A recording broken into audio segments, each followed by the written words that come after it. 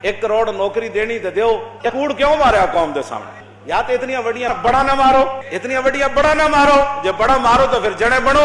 कहते जी पहलियां नौकरियां असीं वो भी खत्म कर देनियां ते तुसीं ते छणकण खड़वाण वास्ते वजीर बने हो। ठणकणे जाके बाजार च खड़काओ कि तुहाडे कोल काम नहीं होंदे ते पिछान छोड़ो ना लो आ लोगों अगे लियाओ जो मुल्क सही तौर से चलान। नाले तुहाडे कोल मुल्क नहीं चलता, नाले कौम का मजाक उड़ांदे हो। कहंदे असीं 400 महकमे खत्म कर देने।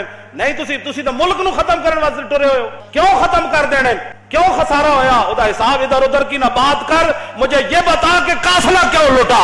मुझे राज़नों से गर्ज नहीं, तेरी राहबरी का सवाल है।